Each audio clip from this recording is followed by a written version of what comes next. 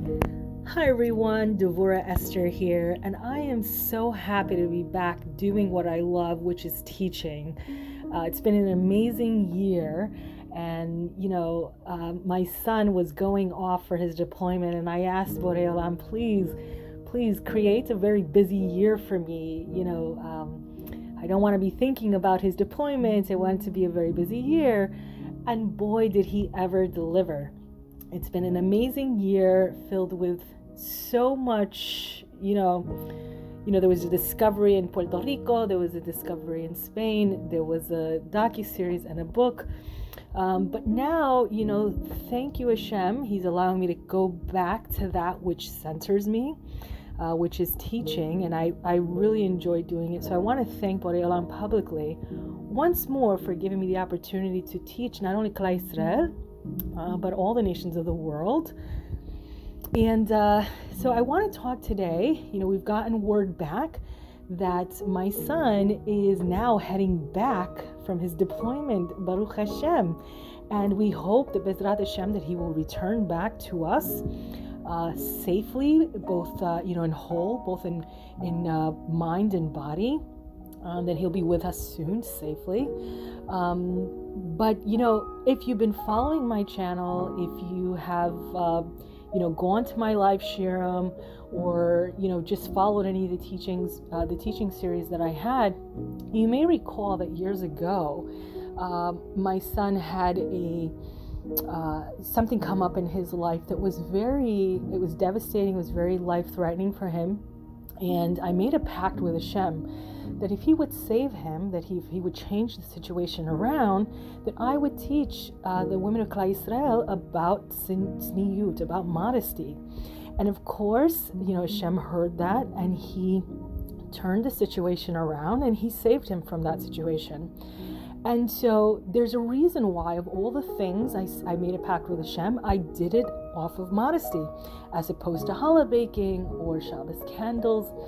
And the reason is that modesty does something very spectacular. And it's the reason why whenever we see, Chas v'shalom, we see anything going that looks like it's going to be a tragedy for Am Yisrael, we hear the Rabbanim saying that the women need to pick up in the mitzvah of modesty. Why are they saying that? Why not say something easier, right, that women would do, like bake a challah, do the Shabbos candles, learn some Torah? Why are they suddenly and constantly harping on this modesty? And so the issue with modesty is, what does modesty do? And most women really don't understand the impact that being modest has. We just think that this is their way of trying to push off more rules and more restrictions. There used to be a song, "Girls Just Want to Have Fun," and they're dampening our fun. But in fact, you have to go back to what modesty was intended for. When HaShem made us, he made us from a rib. Why a rib? Why not the hair? Why not the eyes? Why not any other place? Why a rib? It seems like such a random location to pick a woman and make her from this. But when HaShem was making a woman, he made her from his ratzon, from his will. And, his will was to design a helpmate for man, and what he picked her out of to make her from really would encompass what her essence was about. And so when you think about a rib, you have to ask yourself, what does a rib do? Now, the rib protects vital organs. It is the barrier, the protective hedge between, something that can traumatize. If you were to bump one of those, even bump a vital organ in such a way, it could cause very catastrophic injury, and the body may not be able to sustain itself. And so in essence, when HaShem was creating a woman from a rib, this is also what he was implying, that a woman she is the protective hedge. She is what stands in the way between you and something destructive happening to Klal Yisrael, and ultimately to the world as well. Now, one should not think that this is something that has suddenly befallen Am Yisrael. In fact, I used to give examples of an experiment that was done with frogs. And there was two frogs, and they were both put into pots of water. And the one frog, they turned up the temperature very swiftly, and of course the temperature rose very swiftly, and he jumped out as soon as the water became too hot. The other one, they turned up the temperature ever so slowly, little by little, in little increments. And at each stage, the frog just acclimated and kept going until the water was boiling and he died. He did not even know that his life was in danger. This is the same thing that's happening with women's fashion and behavior in the area of modesty. The temperature has been going up ever so slightly, and so we don't even realize that we are sitting in a pot of boiling water, and we are ready, Chas v'shalom, to take down that protective hedge that protects all that is vital. And in fact, if women just even 100 years ago were to see the way we are today, they would go crazy, because it's such a drastic change. You know, there was a time where if a woman even showed her ankle, mamash, this was like, forget it, World War II. And I happen to be Spanish, so I'll give the example. The chancletas would have been off and they would have been smacking us on the head, right? But because they changed the temperature so slowly, right? If we saw a woman with her ankle exposed, we'd be dancing around like it was Simchat Torah, saying, what a tzanuah, what a tzanuah. This is how much we've changed. And this change isn't exclusive to the way we're dressing. It's also in the area of the way we are behaving. Over the years, we as a society have given ourselves little leniencies. Little by little, we turn up the temperature, and we don't even realize that that line that we once knew existed is now blurred. This, we see a direct correlation into really all of society. There is a direct correlation between the way women are dressing and behaving to the level that we find ourselves holding in today. We are definitely a much weaker generation than that of our ancestors. But again, because we are that protective hedge, we see this defense going down. And Chas v'shalom, if that goes down, that's it. We're open to attack from all our enemies. And that's just not physical. That's also spiritual as well. So a woman is it. She is a protective hedge. You know, HaShem has trusted us with the most vital job that there is to do. And, you know, to use my son as an example, I won't say Navy SEALs because he's in the Marine Corps, but we are in essence like the Sec 4, the security forces. When there is a dangerous job that has to be done, you send out the commandos. You don't send out just anyone. Women are the commandos.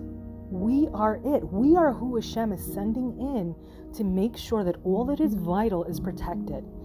And a woman should know that the Gemara says that she is the conduit and the pipeline to all the bracha, to your parnasa, to the safety.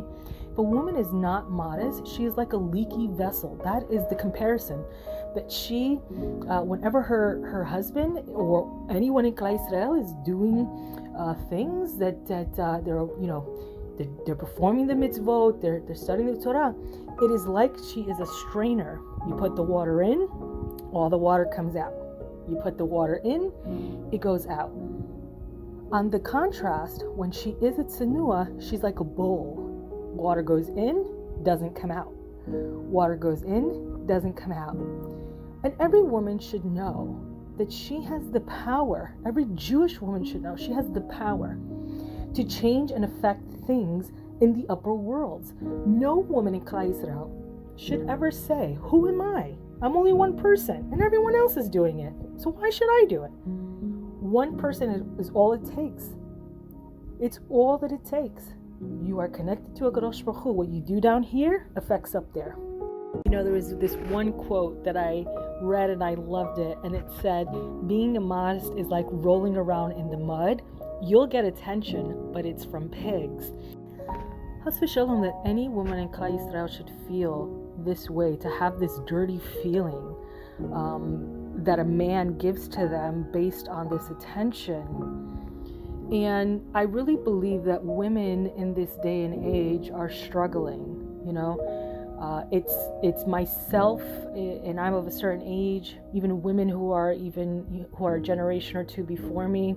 We have seen these changes, but my heart breaks for those younger women who are starting to become, these young women who are not accustomed to seeing modest women. They are constantly bombarded by ads and billboards and commercials, and if you go to the mall, there is this constant bombardment of society saying this is what beauty is, right? You are naked and exposed, and we say that's beautiful, and that's so far from the truth. This great story, and I've said it before in other classes, and I want to say it because I think that women really want to do the right thing. They want to really fulfill this mitzvah with everything, but sometimes we feel like I'm just not there yet. And I want to encourage you with this story to tell you that every little thing that you do, the same way we turn the temperature up little by little, if you just do little by little, you have no idea the effect you will have. And so I told this story. It's a true story. It's actually happened, and it was out of Muncie, and they had brought in a rabbi to talk about tzniut, which sometimes is a very difficult shir to give because it's met with such hostility. And there was a woman who had come to this shir, and she had a son who was facing a very invasive, very dangerous surgery at a very rare condition that involved his spine. And if you're a mother, you know that very few things can move you the way that your child being in danger moves a mother. And so this woman came to the shir in an effort to move the heart of HaShem, to act on behalf of her child who was facing this surgery. I think within the next day or two he was going for this surgery. And the topic was not only on tzniut, but moreover on the issue of kisuri rosh, which is the head coverings. And she was a woman who wore sheitalach. She wore a sheitel, and a very long, beautiful sheitel. And he gave this shir, and he said in the shir, every little thing that you take upon yourself, HaShem will act, He will respond. And at the end of that shir, she was so moved that she actually asked someone in the shul, right then and there, find me a pair of scissors. And so she said to HaShem, I may not be there all the way. I may not be there, but I'm willing to cut 2 inches off my sheitel in an effort to be just that much more modest. And so they got the scissors, they cut the sheitel 2 inches. When her son went for the surgery, she was told it's going to be a long, invasive, right? The doctor comes out at a time much earlier than anticipated. And so, of course, she's thinking, is he going to tell me something awful? Is he going to tell me something went wrong? Has v'shalom, all these things going through her mind. The doctor comes up to her and says, the operation is over, and it was successful. And he goes, but there was something. It's very miraculous. I don't know what to make of it. He goes, this incision that was going to take how many inches? We only had to cut 2 inches. I don't know what happened. We checked the test. We thought it was going to be much more invasive. We only cut him 2 inches. 2 inches. Amash, you think this is a coincidence? This is the power of a woman's modesty. Women need to know that HaShem has entrusted them with the most important job. You are the protective hedge to Klal Yisrael. I want to encourage every woman, you can do this. HaShem believes in you. HaShem believes in us. Not only can you do it, but we can do it, and we can do it together. Every woman that takes just a little bit upon themselves, you have no idea the effect that you're having. So I wish everyone a great year. It should be a great year. I wish for everyone that their tzniut would raise, the level of their tzniut would raise, and that it would be a protective hedge for all of Klal Yisrael. That's it for today, and I hope we'll all be together again soon. B'ezrat Hashem. You can follow this series, A Woman's Worth by Devorah Esther, on YouTube at Gimel Dalet 777.